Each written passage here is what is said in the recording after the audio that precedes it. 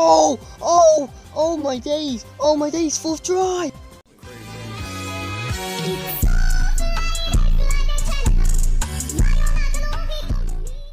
Okay.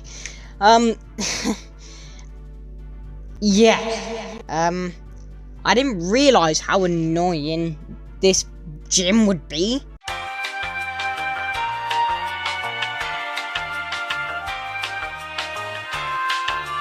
Right, I think the gym trainer's here. There he is. Okay, let's see what he's going to battle then. I'm just so fed up of the battle.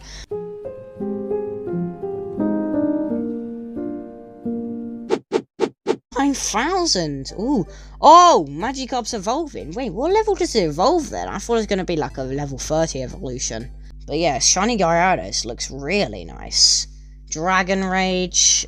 Dragon Rage is a forgettable move. It's not very good. But yeah.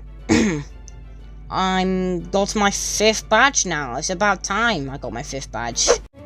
Alright, so now we're into the second part of the video where we're going to be shiny hunting Victini, but first we need to conquer these little puzzles on the way. I believe there's like 1, 2, 3, 4. I believe there's 4 puzzles. This may be difficult because my brain doesn't comprehend puzzles very well, so just bear with me and let's get straight in. Alright, so just a side note, I am going to be commentating this instead of using the actual audio, because the audio seemed to have bugged right near this part, and it continues throughout the whole video, and I didn't realise. So as you can see, I've put in the first duel. We're going to break the boulder, and we're going to get straight into the first puzzle. So after entering through a bunch of doorways, we finally got to the main entrance, where the duel, as you can see, led the doorway to be opened. So now we go into our first puzzle. As you can see, there's a load of boulders, and at first it was very annoying because every time I cracked a boulder, as you can see, once I cracked it, a Pokemon encounter happened. Now not only was this very annoying because this happened throughout the whole experience, but it made me have to go back and go get some max repels to avoid all these wild encounters that were starting to get on my nerves. So I'm just going to skip ahead to where we crack all the boulders and we collect our second duel. So as you can see, we finally cleared out all the rocks, and that means that all the sand is gone, and as you can see, in the far distance, there is now a green jewel. Well, except for that stone, but apparently you didn't have to find and destroy every single one. You just have to get lucky in which one you chose, and I happened to be very unlucky. So now we've got our 6th jewel. We're going to turn off autosave just in case for the Victini encounter, in case I forget. We don't want to do a Snorlax accident where we tried to shiny hunt that and we failed miserably. After finally making our way back, it was time to put in the second jewel. As you can see, we did, and now I went to go to collect myself some repellent to get rid of those pesky Pokemon encounters throughout the whole journey.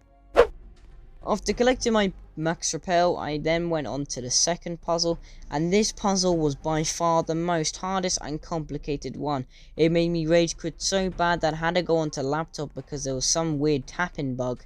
When I went to go tap on one, it would do the other, and it got so confusing I had to switch. As you can see in the corner, those moved without me even touching the screen.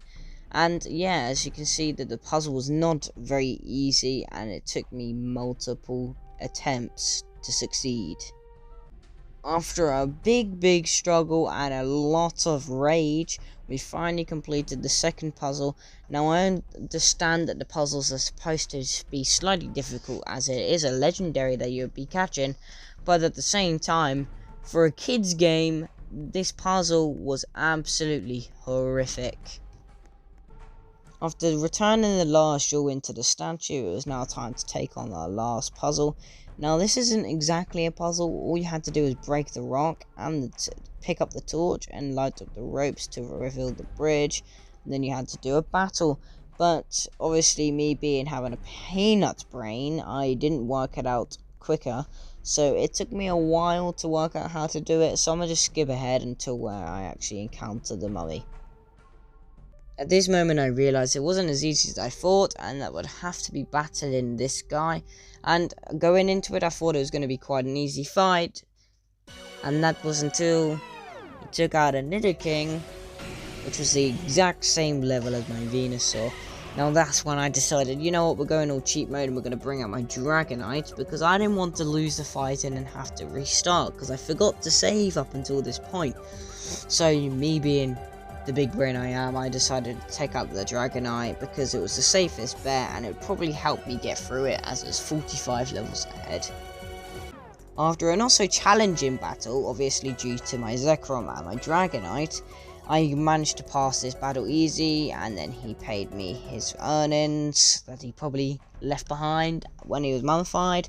And there we go, we had finished the whole quest, and that meant I could unlock Victini. After putting in the last jewel, we finally made it to the temple, and as you can see there's quite a few Pokeballs scattered around.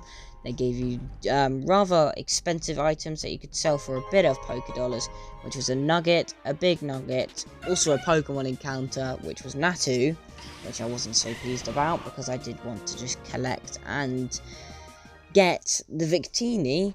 And as you can see, there's another Pokeball right there, and that Pokeball gave me another nugget. So if you guys ever try to go shiny hunt for Victini, also recommend picking up the Pokeballs because it's easy Pokedollars. And obviously for me, I bought Row Power, and obviously me buying Row Power isn't always something that people can buy, because not everyone has access to Robux, and I understand that. I took the easy option and I took the more expensive option. Obviously it's not that expensive for me, but for other people at home it probably is a bit more expensive, so I can understand why you wouldn't want to shiny hunt Victini, but that is perfectly fine.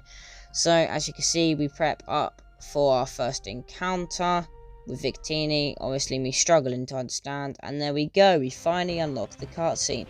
Now, just to make sure we're on the safe side, we go into the Pokemon encounter, and for our first attempt, it was a fail. And I wasn't expecting to actually get it first try. And after another 3 attempts, we caught this moment. Oh my days, 4th try! After convincing myself for a while that I wouldn't be able to catch a shiny Victini, this magical moment ended up happening. It shook once, twice, 3 times, and we caught it. Now this was really big for me because this is my first shiny legendary that I actually caught, but that was also legit and not given to me either by spawner or by trades or /fans. And there we go. So in the heat of the moment, I called it Shiny Vic. Now if you guys aren't familiar with Vic, he's a part of the Sidemen, also known for his YouTube channel Vicstar123, and I thought it was quite a good pun to call it Shiny Vic because obviously it was shiny, and Victini and Vicstar, they kind of like, you know, they sound a bit similar, if you get what I mean. So we called it Shiny Vic, and that is how I got Shiny Victini. Anyways, that's going to wrap it up for today's video, guys. Thank you guys for watching, and make sure to stay tuned for the next video. Peace.